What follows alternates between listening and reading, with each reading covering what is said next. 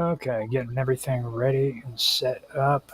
Wanting to check everything out, make sure it's working.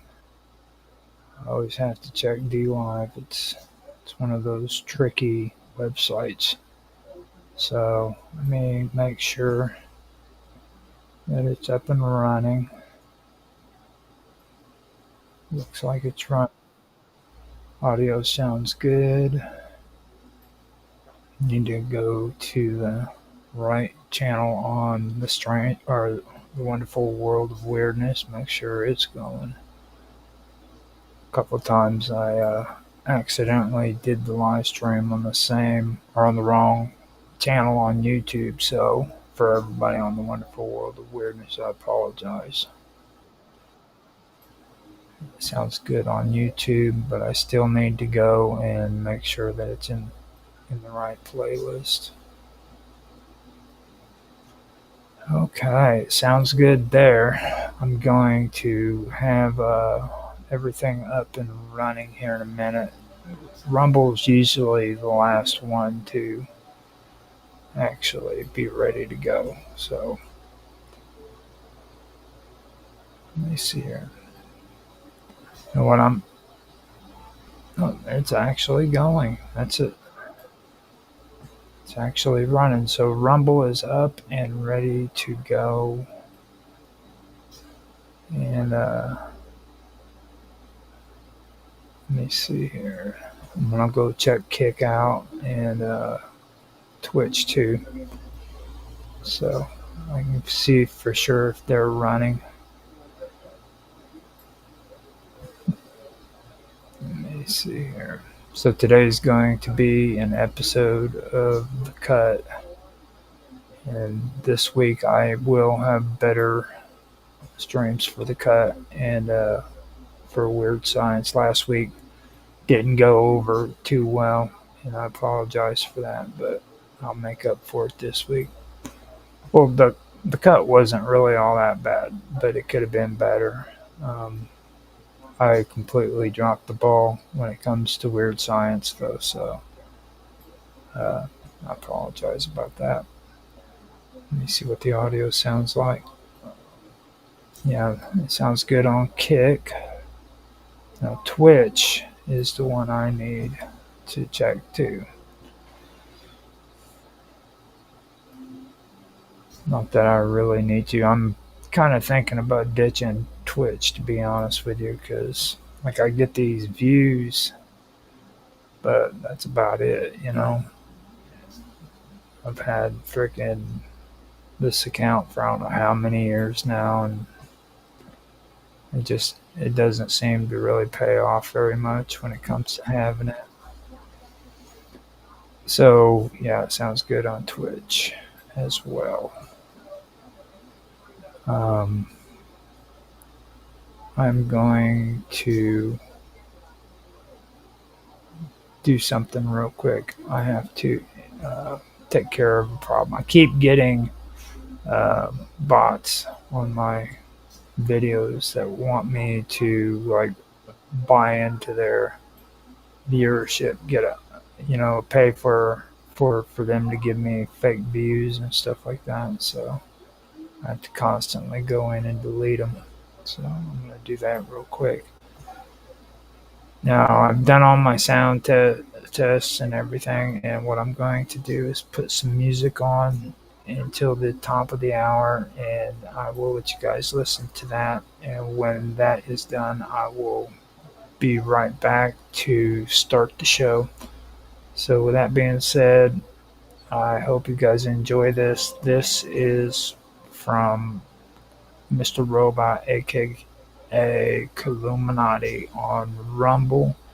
You can find his channel at Hacker Radio on Rumble.com. And here you go. Here's 16 minutes and 36 seconds of music for you to enjoy. I hope you enjoy.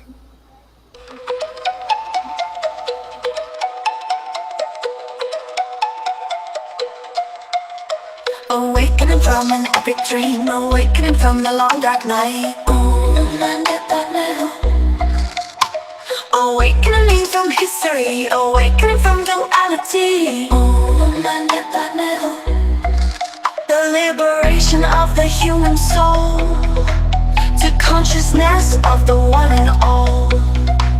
The activation of the sacred plan, the birthing of a new man, a new man. When the light within is revealed, all the pain and suffering shall be healed, and the truth of love is our destiny, living on the earth in peace and harmony.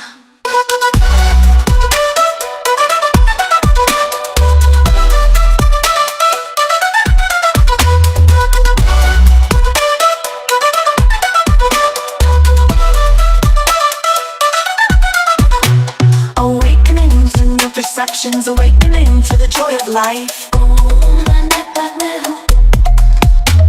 Awakening to a new dimension, awakening to a paradise. The illusion of separation disappearing into unity, into the source of a high vibration, into the wonder of the mystery, a mystery. When the light within is revealed, all the pain and suffering shall be healed, and the truth of love is our destiny, living on the earth in peace and harmony.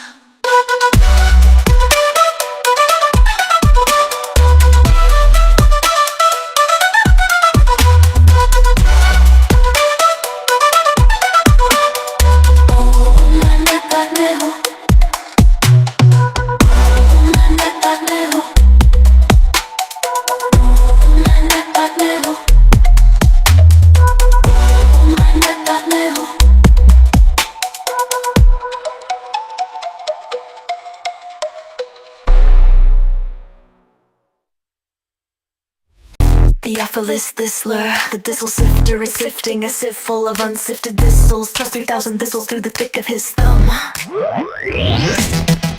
3,000 thistles through the thick of his thumb. 3,000 thistles through the thick of his thumb. Theophilus Thistler, the thistle sifter, is sifting a sieve full of unsifted thistles. Thrust 3,000 thistles through the thick of his thumb. 3,000 thistles. Mr. Robot rolled around and rolled round, and if Mr. Robot rolled around and rolled round, where is the round roll? Mr. Robot rolled round. Where is the round roll? Mr. Robot rolled round. Mr. Robot rolled round. Mr. Robot rolled round.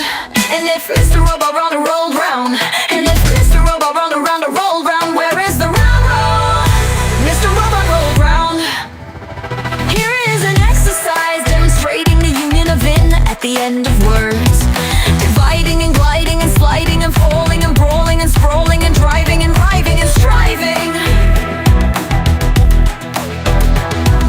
dividing and gliding and sliding and falling and brawling and sprawling and driving and riving and driving.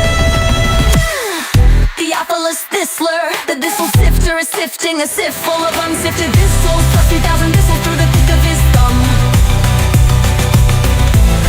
3,000 thistles through the thick of his thumb.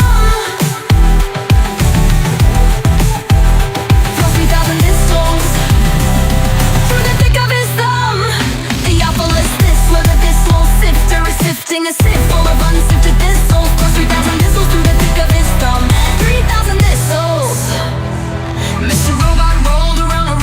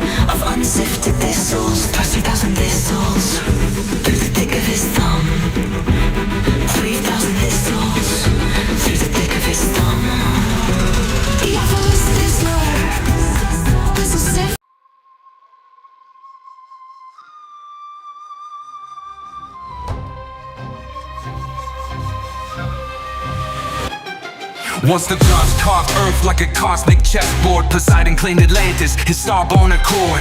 10 twin suns, throne of Tritons waves at his command. Empire stretched from big stones to Mayan sand. Monoliths stacked like Legos blocks no grain could lift. Sonic levitation, gods don't need pulleys or grit. Athena taught Athens, Hephaestus forged veins of gold, but Atlantis spires pierced heaven, stories untold. Years of virtue, divine blood pure in the veins. No egregious geodesic temples where starlight reigns, but mortality crept in, diluted the grace. Gold turned to rust, hubris eclipsed the god fast. Souls of Atlantis, drowned in the deep. Poseidon's lost kingdom, where titans still sleep. From Giza to Tiwanaku, the coalition all as above, so below. Cosmic empire of laws and princes of plasma, their thrones now debris. Echoes of Atlantis, where gods walked the sea. Zeus watched the fall, saw vice crack the divine.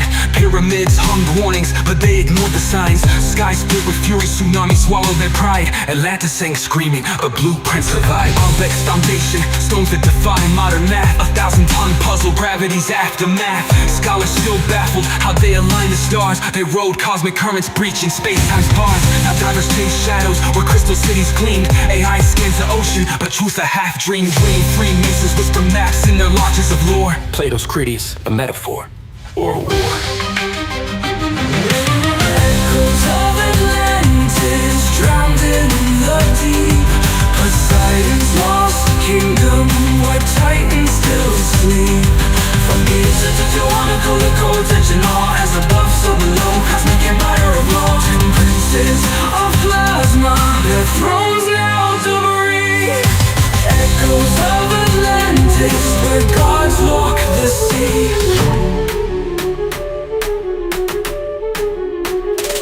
They say Poseidon's seed still flows in our veins. In every megalith, every grid that restrains. The Dogon chart Sirius, temples guard the flame. But Atlantis tech, it's encoded in our DNA's frame. Zeus's verdict was fire, a flood in ice. Yet the Sphinx still stares, whispering sacrifice. Mortal minds crave power, but miss the design.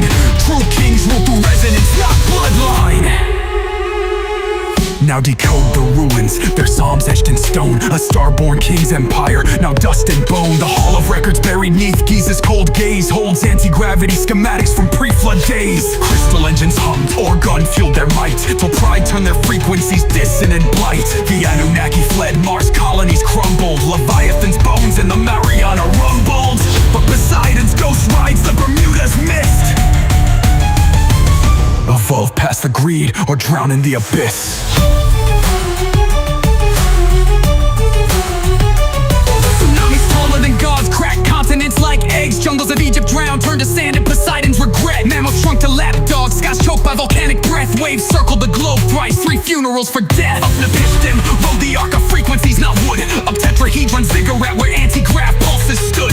While Atlantis sank, he spliced DNA and quantum seeds, stashed them in Göbekli's veins and Indus Valley reeds. Volcanic winter's curse, Zeus hit the reset, scorched the grids, erased the moon-ringed internet. Noah's not a shepherd, he's a star-born archivist, cracking hermetic scrolls in caves where mushrooms twist. The survivors crawled from mud with amnesiac eyes, built new gods from scrap metal and fallen skies. Now desert bones whisper where cedars once soared. Man's just a ghost in Atlantis' holographic horde.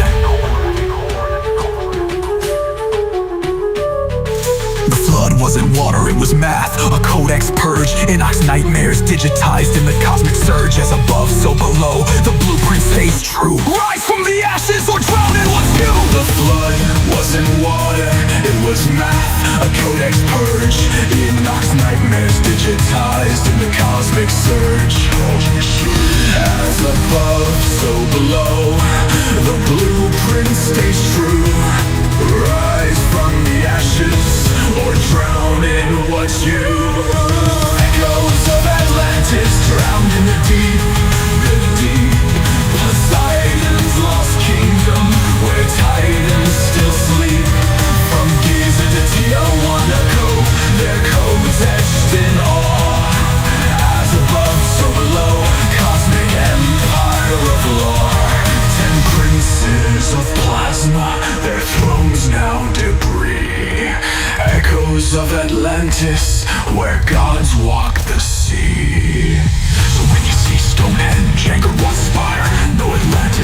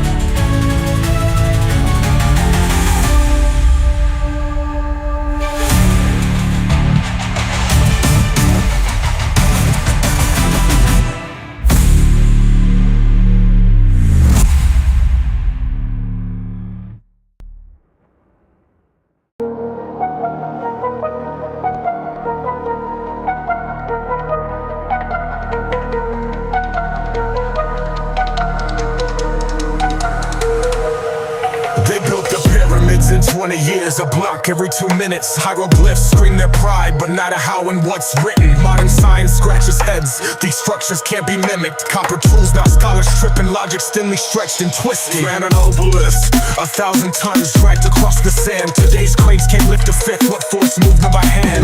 Call the ancients primitive, yo, that's pure delusion. Physicists today need miracles to crack their fusion. The high priest of Kemet mapped the stars with precision, while modern minds stay chained to 3D prison.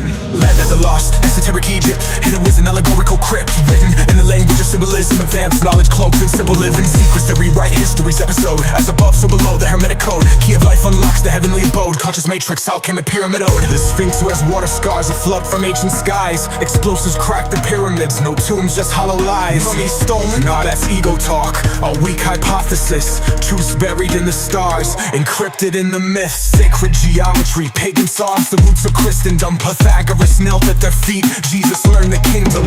Temples mirror Orion, Aztecs trace the same glow. Megalithic GPS, what's buried below. They split the lotus stem, hid wisdom at the core. Solomon's temple, just a copy of what came before. Land of the lost, esoteric Egypt, hidden wisdom, allegorical crypts. Written in the language of symbolism, advanced knowledge cloaked in simple living. Secrets that rewrite history's episode. As above, so below, the hermetic code. Key of life unlocks the heavenly abode. Conscious matrix, alchemy pyramid ode. Iron to gold, alchemy's flame, they mastered the unseen. Telekinetic levitation, Mars dust in their genes. Critics laugh, aliens but the proof's in the plasma. Why is the Dogon tribe no serious? Was a binary drama. Myths and metaphors, the truth's too bright to hold. Scattered in ruins worldwide, a map etched in gold.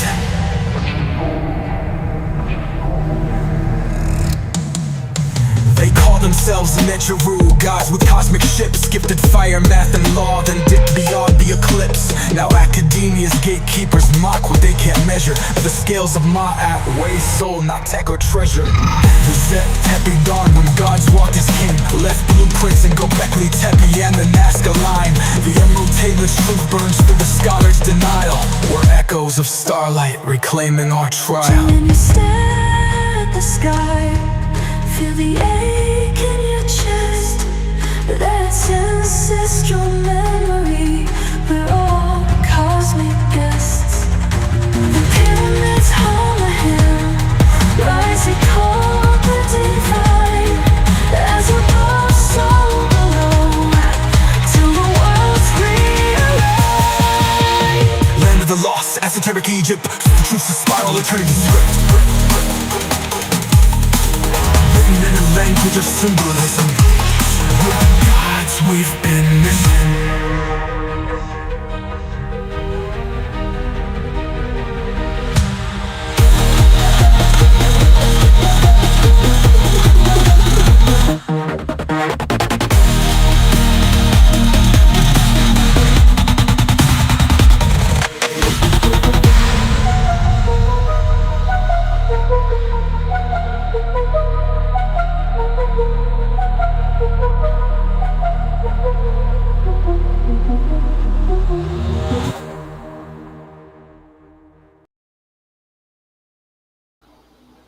Okay, we are back, and this is where I get on with the stories. Now, before I do, I'd like to mention that that was brought to you by Mr. Robot, aka Illuminati.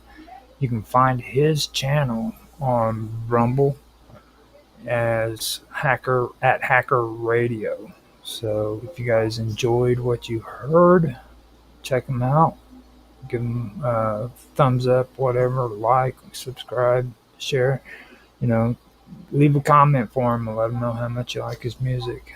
Listen to some of the other music that he has available as well. So thank you, Mr. Robot, for allowing me to use your content. Greatly appreciated.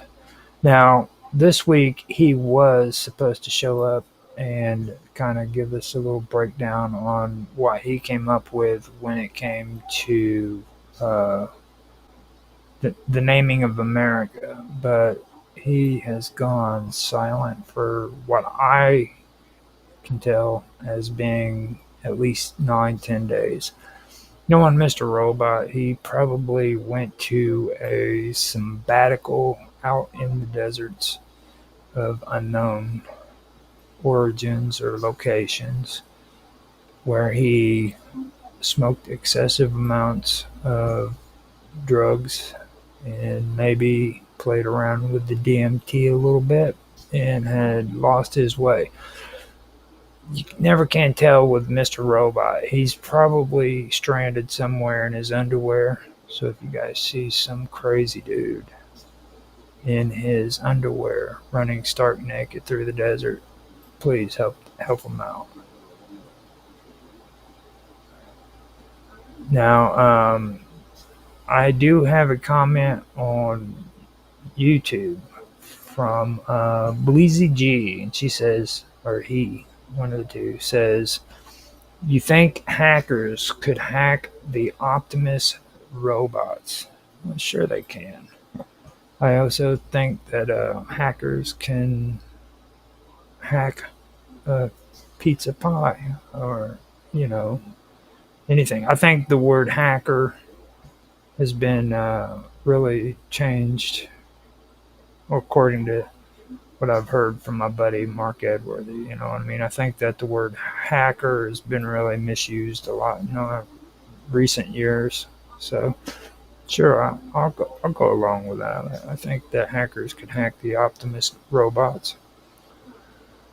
So, with that being said, thank you, Bleezy G, for commenting. We do appreciate that. It's very few and far between that we get people who actually say something on the stream, so it's really appreciated. But don't worry about the whole thing about Mr. Robot not being here, because I have got backup.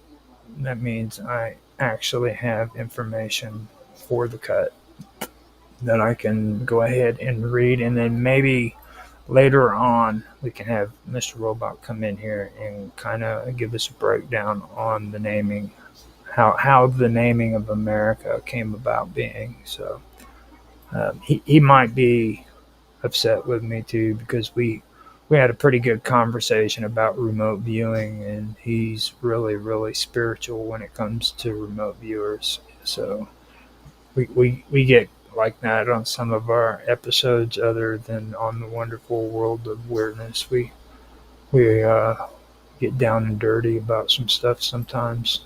No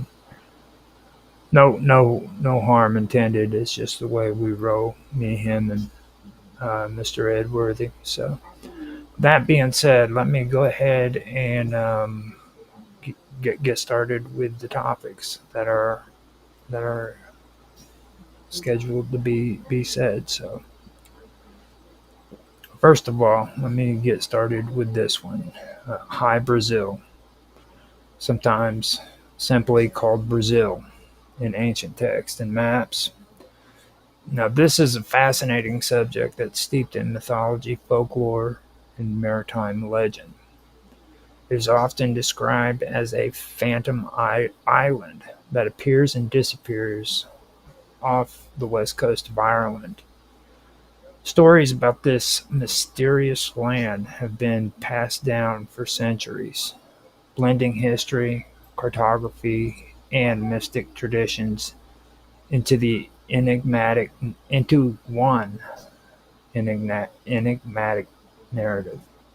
Exploring the origins, descriptions, cultural significance, and enduring mystery of High Brazil reveals much about human imagination and the nature of myth making in the context of exploration in the unknown.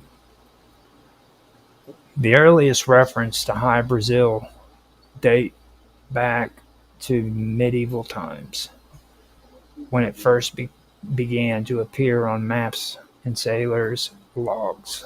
Unlike ordinary islands, High Brazil was said to be visible only at certain times, often enveloped in a heavy mist or shrouded in fog. It was sometimes seen as a dark silhouette or a faint outline on the horizon, teasing sailors with its presence, but remaining elusive and unreachable. This phenomenon gave rise to the idea that High Brazil was not an ordinary island, but rather a mystical or supernatural realm existing on the edge of the known world. The name Brazil, associated with this island, is unrelated to the modern nation of Brazil in South America. Instead, it is thought to derive from the Irish language or Celtic roots. Some scholars suggest the name may come from the Gaelic phrase High Brazel, which is Breasail, High Brazel, Hybreasail, or Oi Brazil, Uibreasail, meaning the land of the fortunate or the blessed island. This reflects the island's reputation as a place of prosperity, abundance, or spiritual significance in the mythology of the people who lived along the coast of Ireland and Britain. The folklore surrounding High Brazil often paints it as a place of great wonder and mystery. In some legends, it is described as a paradisiacal island inhabited by an advanced or enlightened people, sometimes possessing ancient wisdom or magical knowledge. These inhabitants were believed to live in harmony with nature, possessing technology or spiritual abilities far beyond that of ordinary humans. This notion made High Brazil a kind of Celtic Eden, a utopian refuge removed from the troubles of the world. One common motif in stories about High Brazil is the island's cyclical visibility. It is said to appear once every 7 years, or, on other rare occasions, only to vanish again beneath the waves or behind an impenetrable mist. This periodic appearance reinforced the idea that the island was not bound by ordinary laws of time and space, aligning it with other Celtic and European myths of enhanced islands or otherworldly realms that exist in a liminal space between the physical and spiritual world. Cartographers of the medieval and Renaissance periods were intrigued by reports of High Brazil, and many included it on their maps. Early maps sometimes show the island as a large circular landmass with a river or a split running through its center. This cartographic representation contributed to the island's mystique and gave it a semblance of reality in the minds of explorers and scholars.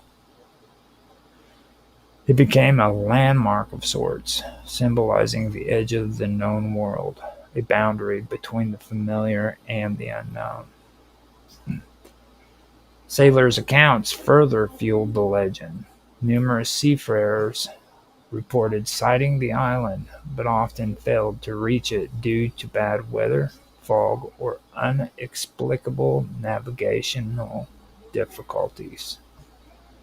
These stories were passed along with a sense of awe and wonder, further embedding High Brazil in the folklore of Atlantic maritime culture. In some accounts, those who ventured too far to the island were said to disappear or encounter strange phenomena, enhancing the island's reputation as a place of supernatural power.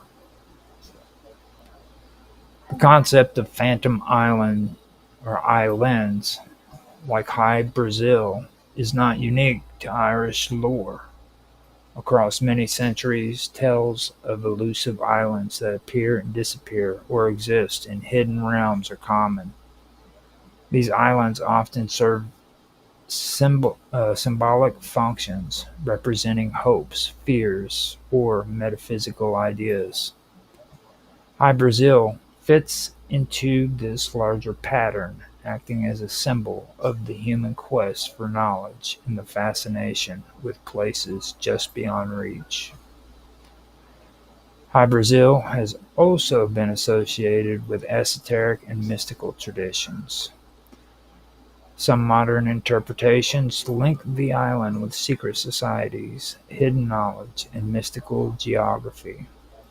It is sometimes compared to other legendary places such as Avalon or the Isle of the Blessed, which are known in Celtic and Arthurian mythology as realms of magic and eternal life. These connections, though speculative, highlight how deeply embedded High Brazil is in the Western mythic imagination. Despite centuries of searching, no physical evidence of High Brazil's existence has ever been found. By the 18th century, advances in navigation and mapping revealed that the island was likely a myth or a misinterpretation of a natural phenomenon, such as fog banks, mirages, or undiscovered smaller islands. Its place gradually faded from maps, though the legend persisted in folklore and literature. The enduring fascination with High Brazil lies not just in the question of whether it was real, but in what it represents. The island embodies the human love for mystery and the allure of the unknown. It stands as a reminder of a time when the world was larger and more mysterious, when the boundaries between reality and myth were blurred, and when the sea held countless secrets waiting to be discovered.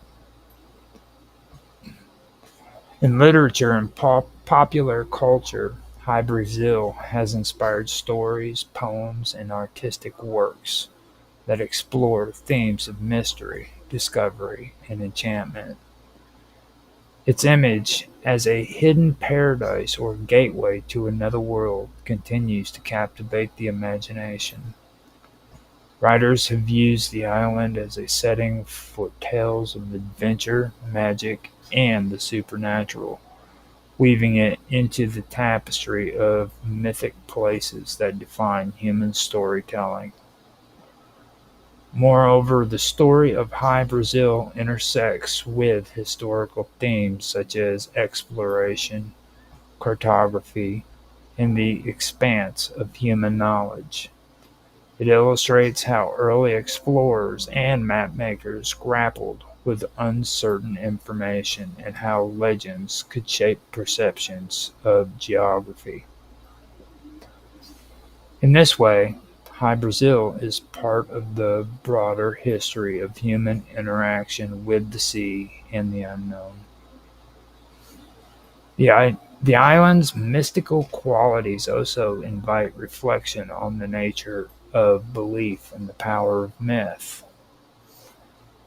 High Brazil's ability to inspire belief in its existence, despite the lack of evidence, speaks to the role of storytelling in shaping human experiences. Myths, like High Brazil, function as more than simple tales. as simple tales. They are vessels for cultural values, spiritual yearning, and collective hopes. Some researchers have explored possible natural explanations for sightings of High Brazil. Atmospheric phenomena such as fata morgana mirages, where distant land masses or icebergs are distorted by layers of air at different temperatures, may have contributed to reports of a phantom island.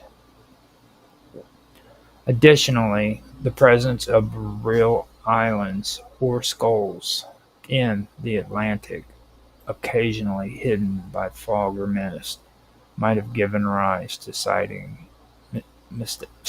mistakenly identified as High Brazil. The island's connection to Celtic tradition adds another layer to its significance. The Celtic cosmology the Celtic cosmology in Celtic cosmology, islands often represent gateways to other worlds or places where the veil between life and the supernatural is thin. The cyclical appearance of High Brazil aligns with these themes, suggesting a liminal space that connects the material world with realms of magic and mystery. High Brazil's mythic status can also be compared to other legendary places like Atlantis or El Dorado, which symbolizes lost knowledge, paradise, and the search for a better world. Unlike these other myths, High Brazil's geographical location is clearly defined in relation to Ireland, grounding it to a particular culture or historical context. Throughout history, High Brazil has been referred or referenced in various texts, ranging from medieval chronicles to maritime logs and later literary works. Its presence in early printed maps, such as those by the Venetian cartographer Andrea Bianco and others, underscore its importance in the worldview of medieval Europe. The island represented the edges of human understanding, a place where exploration met the limits of knowledge. The idea that High Brazil might have been inhabited by a secretive or enlightened people resonates with themes found in esoteric and mystical traditions. These ideas suggest that hidden wisdom or spiritual truth exists beyond the reach of ordinary humans, accessible only to the initiated or those who dare to journey beyond the veil. This notion parallels stories of hidden sages or mystical islands in many cultures, reflecting universal human themes. In modern times, High Brazil has become a subject of fascination for paranormal enthusiasts, occultists, and seekers of hidden histories. While mainstream scholarship views the island as myth or legend, its symbolic power endures. It continues to be explored in contexts ranging from speculative fiction to studies of folklore and myth.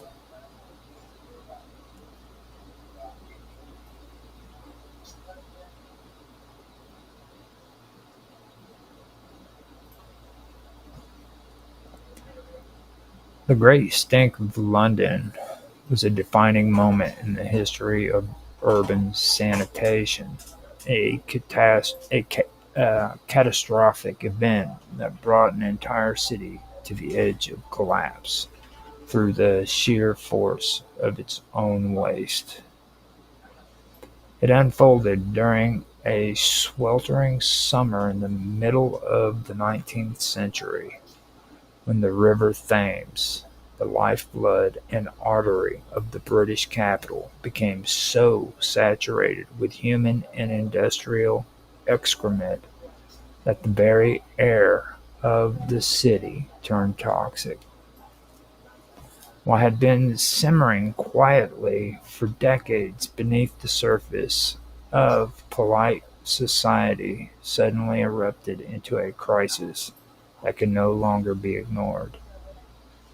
It was the breaking point of a centuries long neglect of public health, a moment when the old ways of managing waste were overwhelmed by the demands of a growing industrial metropolis.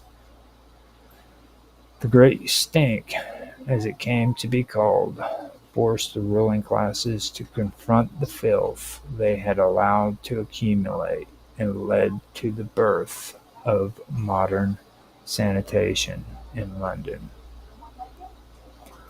London in the early part of the 19th century was already choking on the burden of its own success.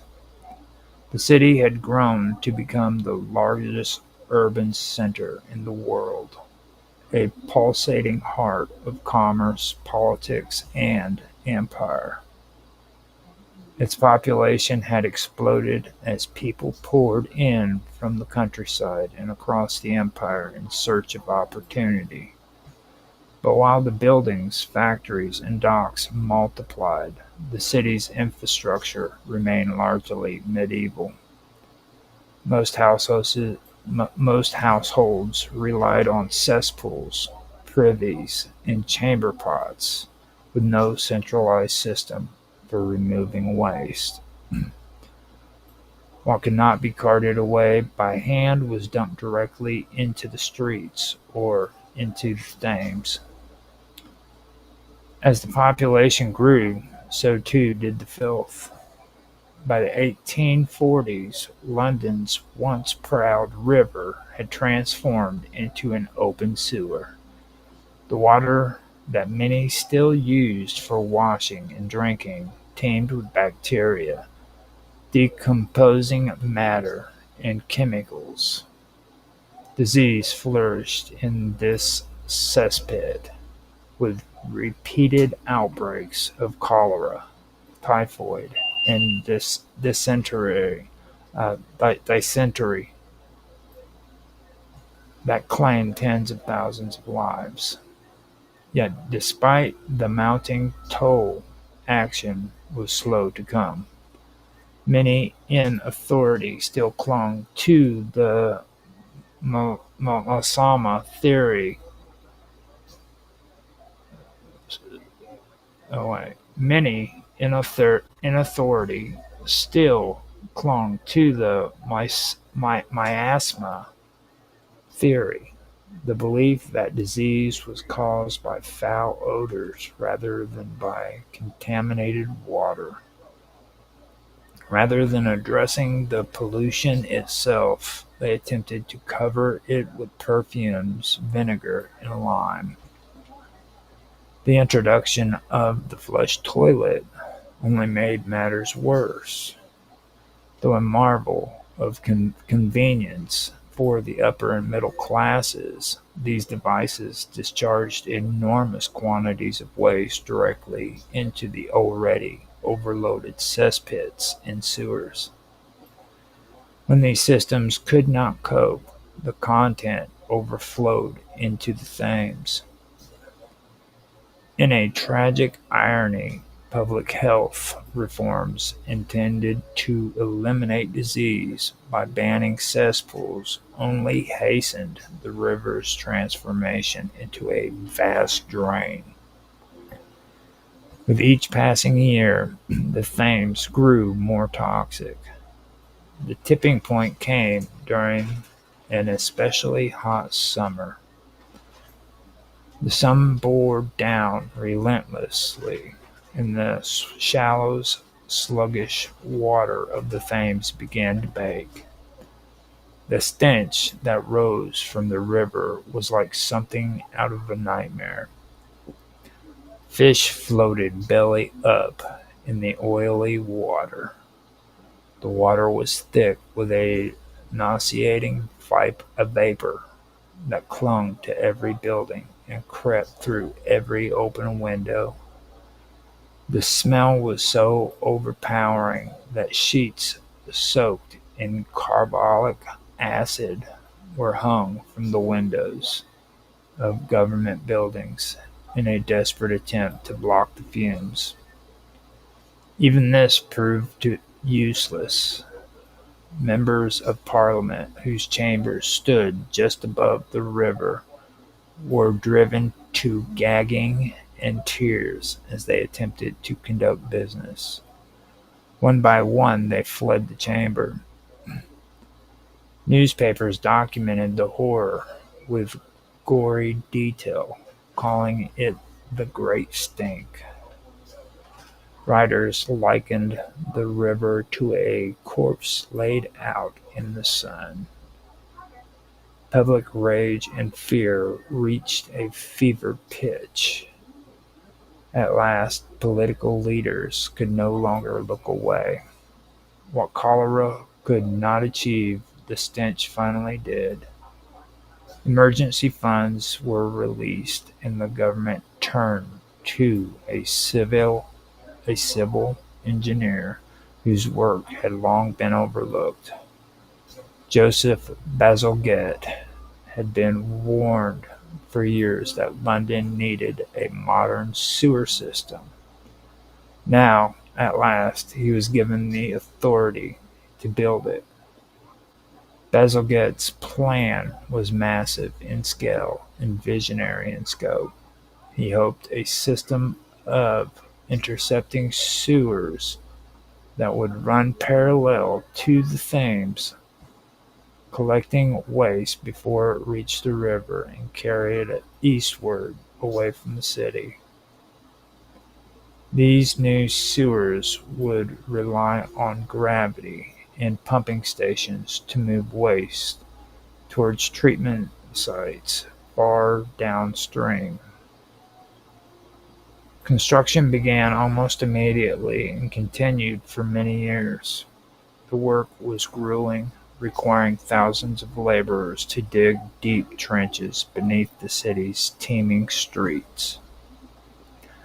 Entire neighborhoods were disrupted and enormous sums of money were spent, but slowly the new system took shape. Bazalgette designed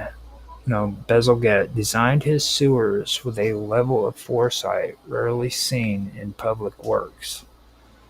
Anticipating the continued growth of the city, he built the pipes far wider than seemed necessary at the time. This decision would prove crucial in the decades to come. He also designed grand embankments along the river, incorporating sewer lines within their walls and reshaping the bank of the Thames. These embankments not only concealed the new infrastructure, but beautified the city. By the 1870s, the bulk of the sewer system was complete. Waste was no longer discharged into the Thames within the city. It was carried far downstream, greatly reducing the presence of disease and odor. The river, while not entirely clean, began to recover. The transformation was nothing short of revolutionary. Londoners could once again walk by the river without retching. The water, though still murky, no longer festered with the same toxic stew of waste and decay. Most significantly, cholera outbreaks stopped entirely. Though the connection between water and disease would not be fully accepted until later, the evidence was plain to see. The Great Stink became more than just a grim anecdote. It was a lesson written in the air, a warning about the dangers of neglecting public health and infrastructure. The legacy of the crisis extended far beyond London. Cities across Europe and the Americas studied Bazalgette's work and modeled their own systems after his. The idea that clean water and proper waste removal were essential to health became a foundational principle of urban planning. Bazalgette himself was celebrated as a hero, though he remained a humble man, insisting that he had simply done his duty. He continued to work on other projects until the end of his life, always guided by the belief that good engineering could serve for public good. Beneath the elegant streets and stately boulevards of 19th-century Paris lay a hidden world where the laboring poor toiled in darkness, largely unseen and uncelebrated. These were the men and women who worked in the sewers, catacombs, and underground tunnels of the city, an entire class of laborers who made possible the modern cleanliness and grandeur above ground by enduring the filth and damp below, by enduring the filth and the damp below. While Paris flourished above ground with light, luxury, and beauty, its underground was a world of shadows, stench, and hard labor. It was here, in cramped spaces carved through limestone and clay, that the forgotten population lived out their days in service to a city that barely acknowledged them. The Paris of the 19th century, like London, was undergoing rapid expansion. Baron Haussmann's renovation of the city brought about sweeping change, new roads, buildings, and boulevards, but also required a complete overhaul of the subterranean infrastructure. The sewers of Paris, long neglected and insufficient, needed to be expanded to accommodate the growing demand of modern urban life. With this need came the demand for laborers willing to work in the bowels of the earth. The job was not one for the faint of heart. Sewer workers, known in French as "égoutiers", descended into the underworld through stone shafts and ladders. Armed with lanterns, thick boots, and iron scrapers, they navigated narrow tunnels filled with flowing waste, clotted refuse, and choking gases of decay. It was physically demanding and profoundly dangerous. Many suffered injuries or illness from the toxic air. Some never returned. Yet the work was essential. Without these workers, the elegant Paris above would have collapsed into squalor. Would have collapsed into squalor. The people who took on these roles were not well paid, nor were they highly regarded by society.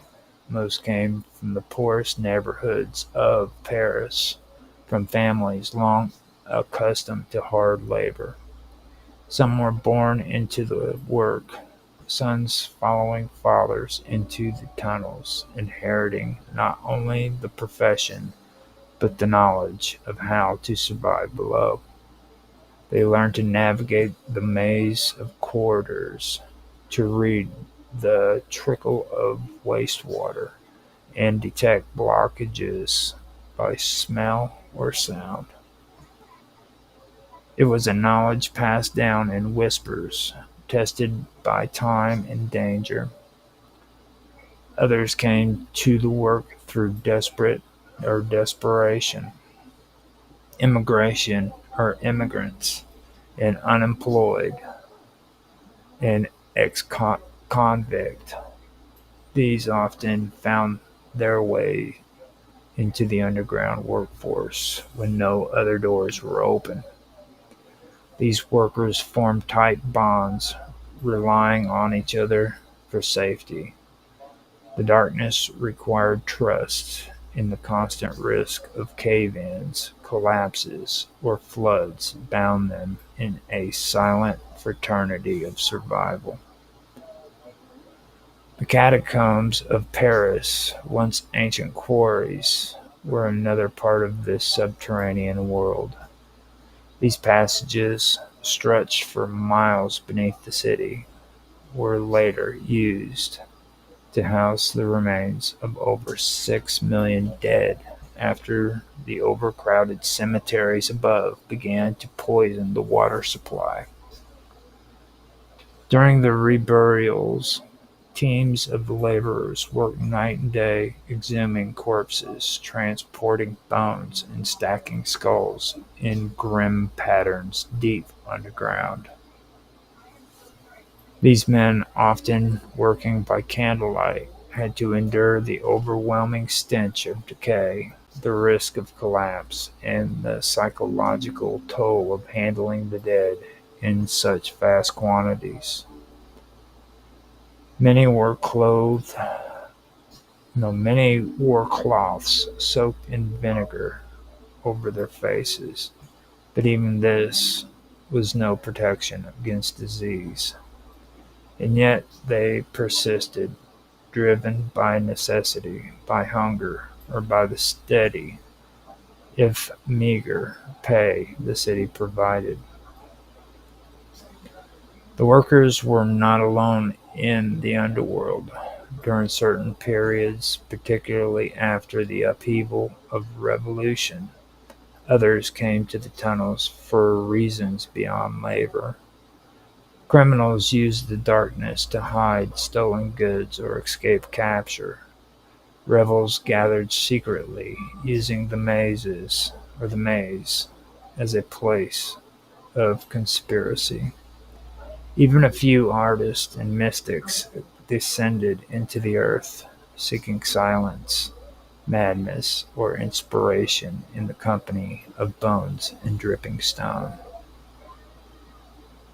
But it was the sewer workers, the laborers, who knew the underground best, who kept its channels flowing and its chambers from collapsing. Their work allowed the streets above to shine, the fountains to run, and the air to remain clean. Despite their contributions, these workers remained marginalized. The public rarely saw them, and when they did, it was often with disdain or superstition. The idea of the underworld carried with it a cultural stigma, and those who lived or worked in it were viewed as somehow unclean. Yet in time, curiosity became the tunnel. No, Yet in time, curiosity about the tunnels grew. In the later part of the century, guided tours of the Paris sewers began to be offered to the public, a strange fusion of tourism and education. Visitors marveled at the complexity of the system and at the men who maintained it. But for the workers themselves, it remained a world of hardship, danger, and anonymity. What is often forgotten is that these people were not just laborers, they were survivors. They carved a life out of darkness, built communities in the gloom, and protected a city that turned its back on them. They passed down songs, jokes, and traditions known only to those who walked the tunnels. They found moments of humanity in a world of decay. Some brought flowers to the underground shrines, little altars built into the walls for protection or remembrance. Some painted names on the stone, leaving behind a trace of their existence, and some disappeared entirely, lost to a cave-in or a sudden flood. their story swallowed by the silence below. In the modern era, much of this history is forgotten. The tunnels still exist, some now reinforced and fitted with modern systems, but the workers who once inhabited them are long gone. Their legacy, however, remains beneath the feet of every Parisian.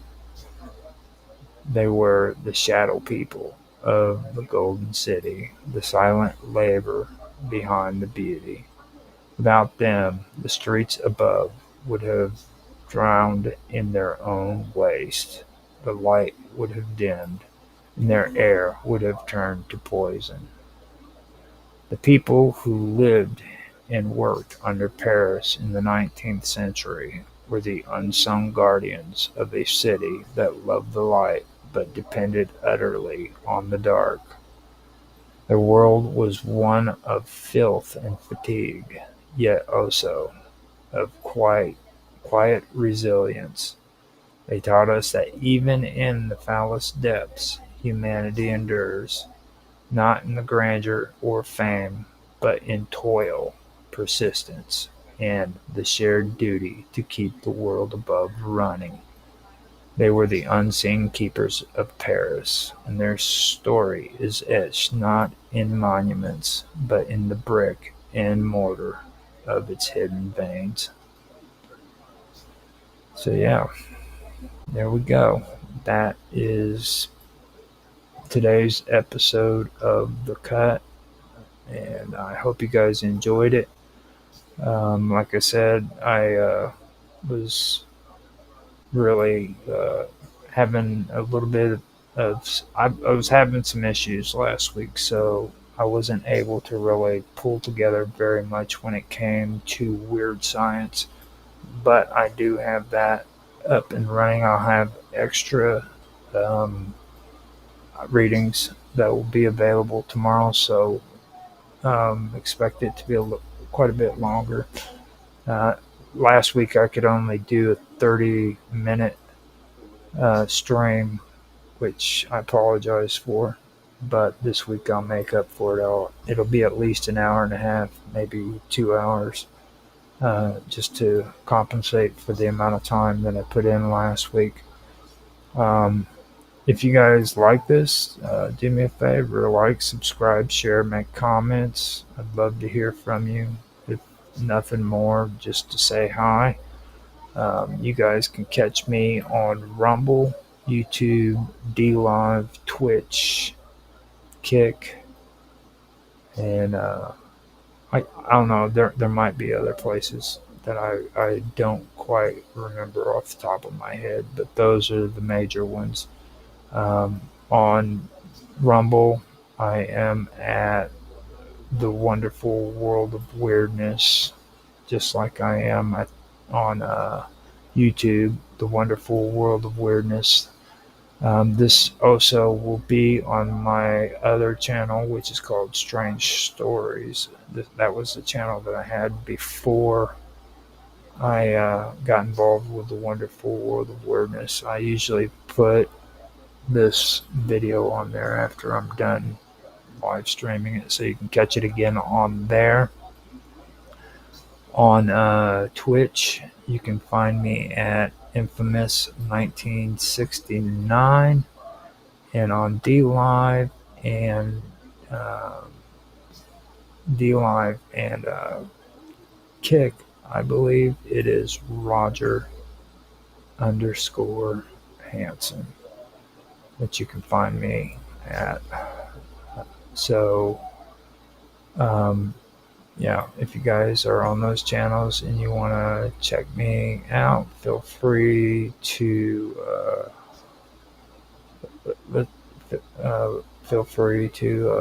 stop by and check those channels out. With that being said, I hope you guys have a good day, evening, afternoon, morning, whatever time it is in the morning. And like I said, I will get in touch with Mr. Robot and find out if he wants to come on, and the invitation for him is still open. So hopefully we can get him to come in and talk to us about what he's found out when it comes to the naming of America. So with that being said, I'm going to go ahead and end the stream. And again, thank you guys for watching. I will talk to you later.